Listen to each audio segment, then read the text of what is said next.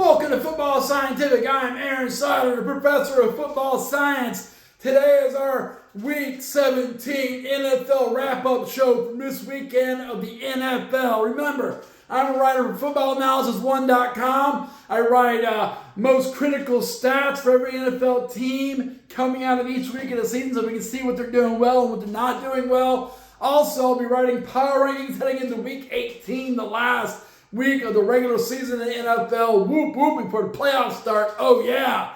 Okay. Also, I write for CFL about the Canadian Football League. I got some articles on there from yesterday. Check it out. And then also, UFLNewsHub.com. I write about the UFL. I got some new coaches to announce today. We're going to tag that at the end of the show, okay? So that is Football Scientific's plan for today. I enjoy with my guest host, Ted the Tiger. Ted the Tiger here, ready to go. Fired up and thinking, wow, NFL Week 17. What a good time that was, you know? It was really fun to watch. And the Falcons beat the Rams. I don't know what happened there. That was crazy. But we had a good time, and we're going to have a good time today. And this should be a good show. I went to the programming meeting, and it went pretty well. Corky the Crocodile ran it really well. Professor, you weren't there. I was doing something. You were doing something more important than preparing for Football Scientific? No, I do the research. I do the research, and then I do the show. And then Corky puts it together. I guess I see what you're saying. You don't do the real work. You do some research, okay, and you do some showmanship, okay, and then Corky does all the hard parts, writing scripts and stuff, right? I mean, come on. Seriously. Corky's really important to the show. Corky is really important to the show. That's correct. Okay. Well, you know what? You know what's important to the show? What? Our sponsor. Our sponsor? W Energy. You know what? If you ever feel like you're feeling down or tired or not focused, you should hit some W Energy. W Energy is delicious.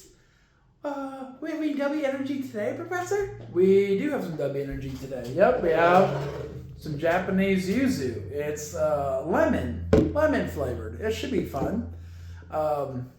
He had some yesterday, and it was really enjoyable to drink. W Energy. W. All right, let's try some real quick. You want to try some, Ted the Tiger? Yeah, I do want to try some. Give me some W.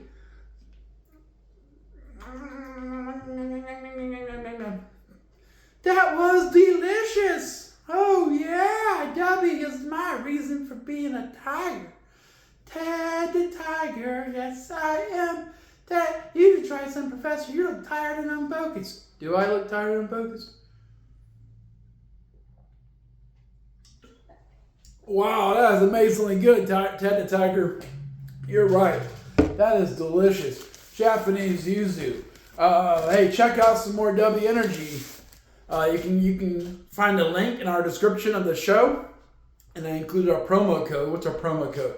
Our promo code is Football Scientific, all caps, and you get 10% off your order, and we get paid if you order W Energy with our promo code, Football Scientific.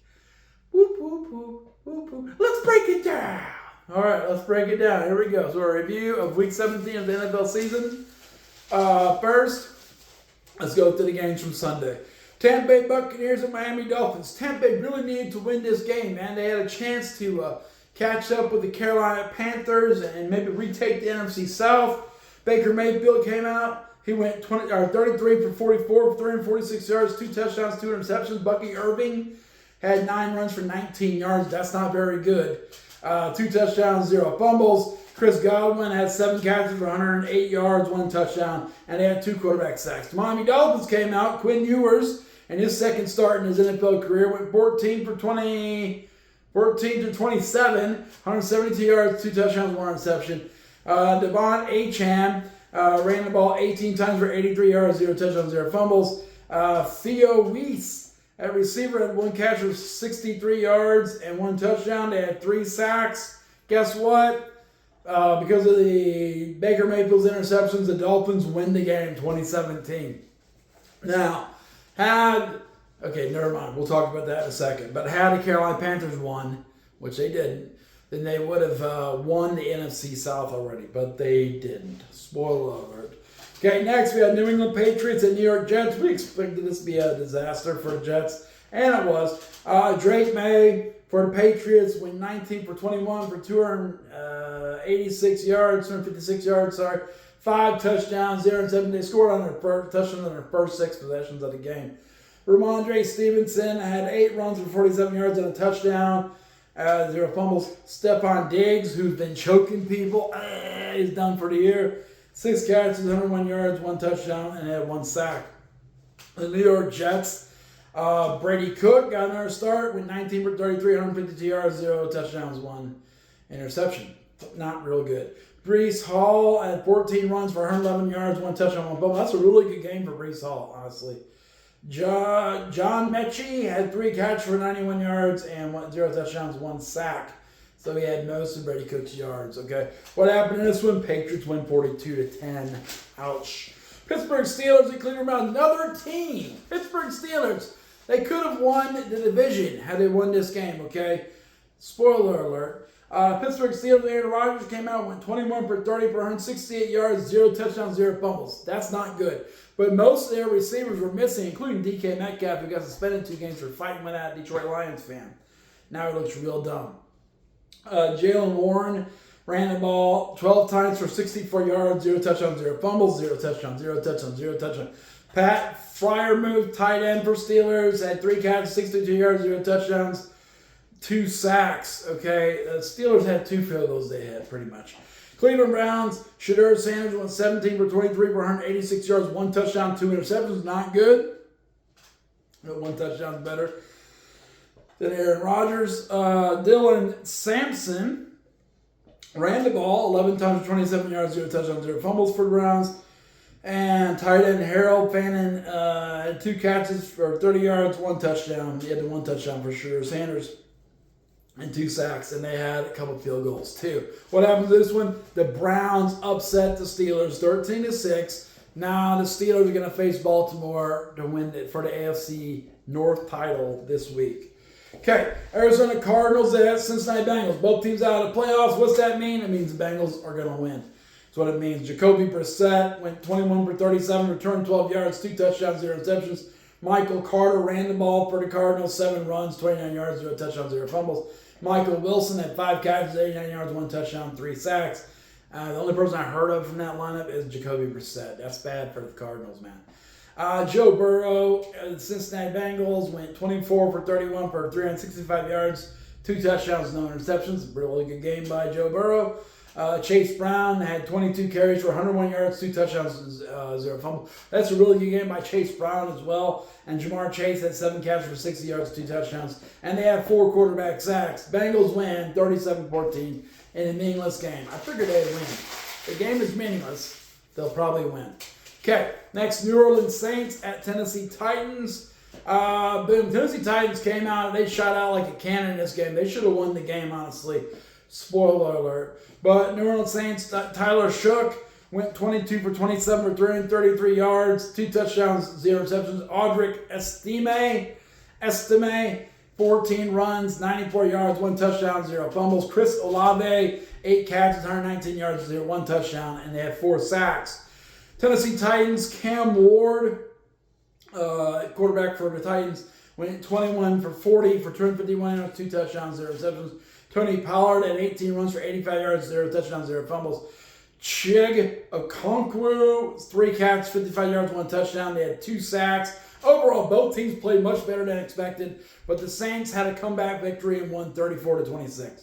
I did think both teams played better than expected, though. Jacksonville Jaguars, Indianapolis Colts. Jaguars needed to win this. They still couldn't win the AFC South because the Texans won on Saturday. Okay, had the Texans lost, they could have won.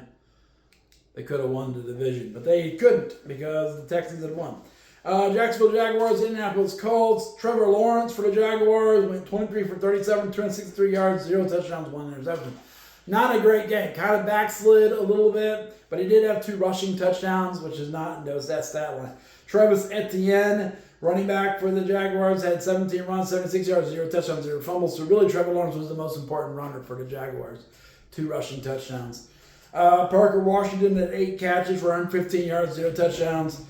Pretty good game from a guy I've never heard of. I've heard of him a little bit, but not really. He's not a household name. And 2 sacks for the Jaguars. Colts, Phillip Rivers came out and went 17 for 30, 147 yards, 1 touchdown, 1 interception. He played like a 44-year-old man, honestly. I'm 47, and I would play horrible football right now. Jonathan Taylor, 21 runs for 70 yards, 1 touchdown, 0 fumbles. And Mo Ali Cox, 3 catches, 20 yards, 1 touchdown, 2 sacks. Guess what happened? Jaguars pulled out a tight one against the Colts. They win 23-17. The Colts were winning most of that game. It's crazy, man. Boom. Seattle Seahawks at Carolina Panthers. Panthers win this game. They have a chance to clinch the NFC South, but as we already mentioned, they did not do that. Spoiler alert. So Seattle Seahawks fighting for the number 1 seed and the NFC West Division Championship. Had Sam Darnold go 18 for 27 for 147 yards, 1 touchdown, 1 interception. Heard a lot of people complaining about Sam Darnold, but at least he didn't throw like 100 interceptions, 3 interceptions in a game, and cost him the game. Zach Charbonnet had 18 runs for 110 yards, 2 touchdowns, 0 fumbles. A.J. Barner, who's not the normal receiver. I think everyone's trying to shut down JSN right now.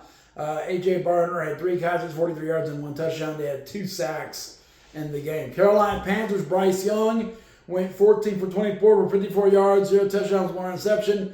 Rico Dowdle had 12 runs for 59 yards, 0 touchdowns, 0 fumbles. And Jalen Coker, 2 catches, 16 yards, 0 touchdowns, 3 sacks. Guess what? Seattle Seahawks win 27-10, and now the Carolina Panthers are playing the Tampa Bay Buccaneers next week for the NFC South Championship, and the Seahawks are playing the San Francisco 49ers for the NFC West Championship and the number 1 seed overall in the playoffs.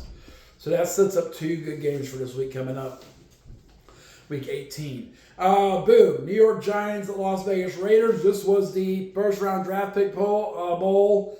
The Giants were the leader coming into this game. The Raiders wanted to be the leader.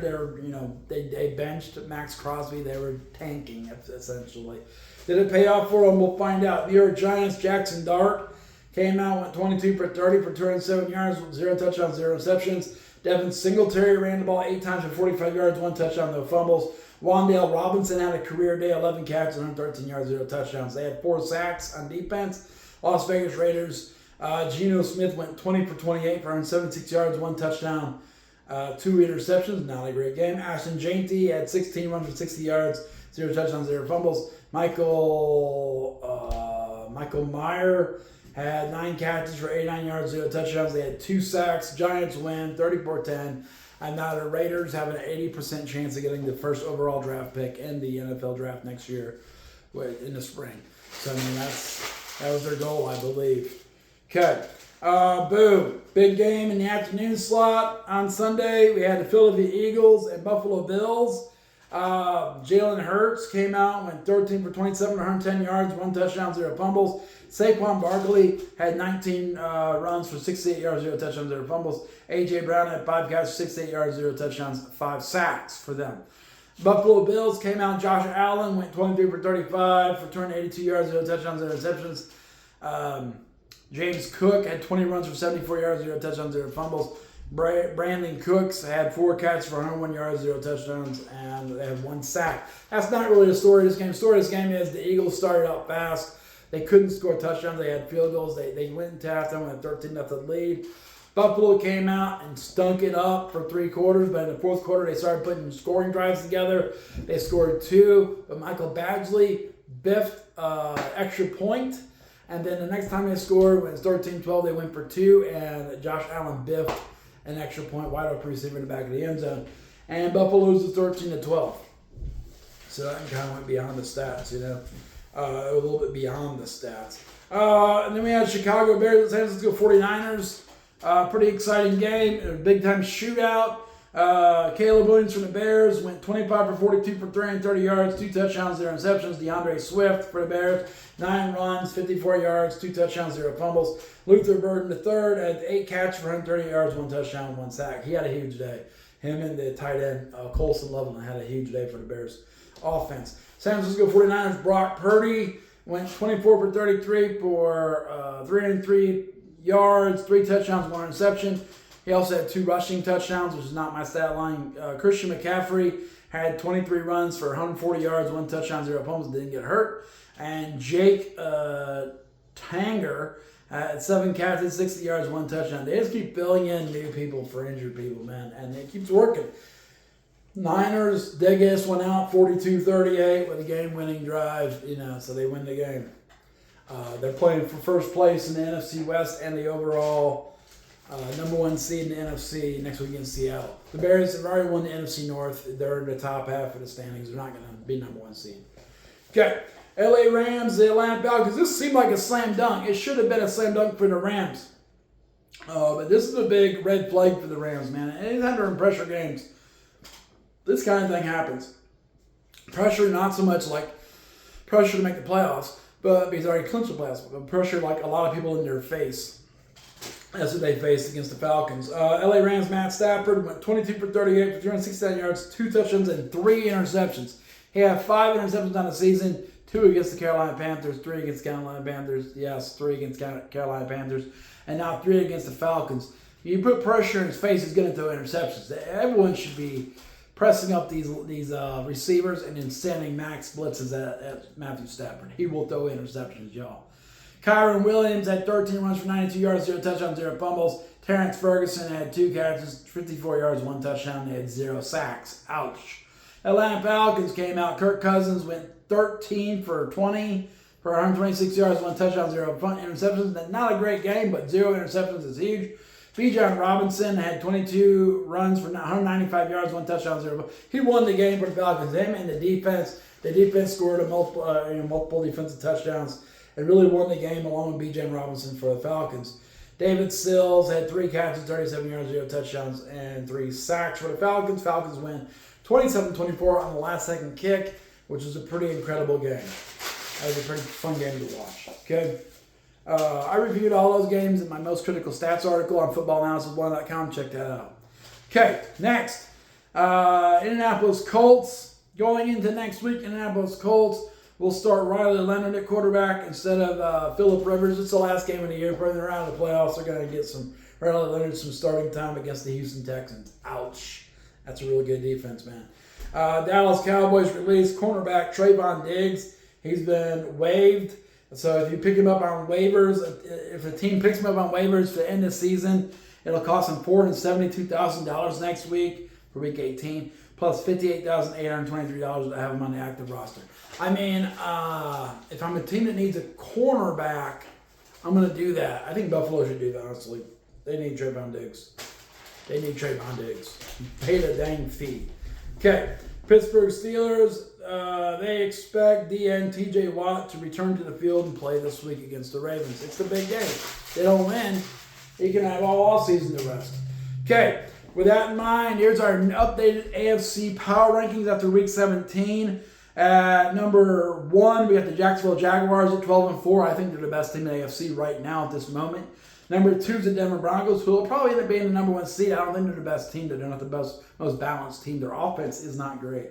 They struggled really hard against the Chiefs. Denver Broncos are 13-3. Number 3, New England Patriots are 13-3. Number 4, Houston Texans are 11-5.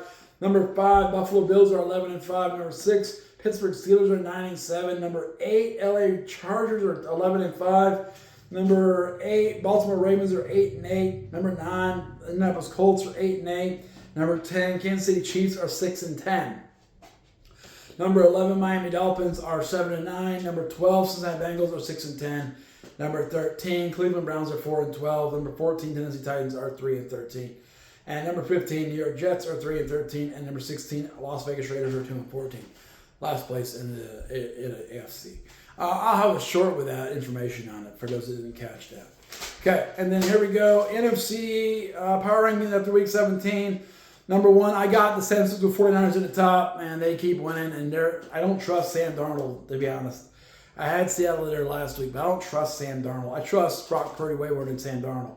So I'm taking the San Francisco 49ers at number 1 at 12-4. Number 2, Seattle Seahawks 13-3. Number 3, Chicago Bears at 11-5. Number 4, Philadelphia Eagles are 11-5. Number 5, Green Bay Packers are 9-6-1. Number 6, LA Rams are 11-5. Number 7, Carolina Panthers are 8-8. I think they'll win the NFC South this week. Number 8, Tampa Bay Buccaneers are 7-9. I think they'll lose the NFC South this week, but if they win, they're in. Number 9, I think they're done though. They don't look like they want to play anymore, man. Number 9, Minnesota Vikings are 8-8. Number 10, Detroit Lions are 8-8. It's kind of warm in here. My glasses are fogging up, yo. Number 11, Dallas Cowboys are 6-8-1. Number 12, New Orleans Saints are 6-10. 5-game winning streak, 4-game winning streak. Number 13, Atlanta Falcons are 7-9. Number 14, Washington Commanders are 4-12. Number 15, New York Giants are 3-13. Number 16, Arizona Cardinals 3-13. That's their NFC power rankings. I'll make shorts of both of those so you can check those out and look at those in more detail. In the UFL, we learned some new head coaches today. Rick Neuheisel is the new head coach of the Dallas Renegades. I was on the road today. I had a chance to do a press conference with him, and that would have been cool, but I was on the road. Didn't have Zoom access. Chris Redman is the new Louisville Kings head coach. So that puts us at Rick Neuheisel, head coach of the Dallas Renegades. Chris Redman, former Louisville quarterback and Baltimore Ravens quarterback, is the new Louisville Kings head coach. Orlando Storm is Anthony Beck. Columbus Aviators is Ted Ginn Jr. Birmingham Stallions is A.J. McCarron. DC Defenders is Shannon Harris, who won the UFL championship last year. St. Louis Battlehawks is head coach Ricky Prohl. And the Houston Gamblers still do not have a head coach. Okay, and the CFL, some signings today. Trying to organize, sign national offensive lineman Gavin Cokes. Edmonton Elks signed American wide receiver Yair Asante, and they signed American defensive lineman Gavin Mayer. And Ottawa Red Blacks, they signed American defensive back Amari Henderson. So that is your updates, your news for this week. That's our NFL review from Week 17. We're going to make those short to the power rankings. Hope you enjoy Football Scientific. Check out footballanalysis1.com. Read my articles there about the NFL. Check out CFLNewsHub.com to read our Canadian Football League articles. Boom. Check out UFLNewsHub.com. It's going to start firing up now. In January, things really get going with player moves and building rosters. It's going to be huge in January for the UFL, which is perfect timing. The NFL's boiling down, and now we're going to get UFL going full speed ahead. Should be fun for those hardcore football fans like myself. Okay, also IFL's getting ready to get going, so NAL, it's all going to get going in the spring here. Check out UFLNewsHub.com. Make sure you like the video, share the video, and subscribe to the channel. We got more new subscribers today. It's pretty cool. We just keep climbing up and up and up. On TikTok, I'll be reviewing these power rankings, and then I also have my college football scouting reports from Football Scientific there for these bowl games, and I'm in a competition right now for sportscasting for TikTok and football postseason college football games. So check that out and try to give us some likes and stuff so we can get something rolling there. Okay, it's for $2,000, so I'd love to make $2,000 honestly. So that is Football Scientific for today. We're going to close this Football Scientific portal now.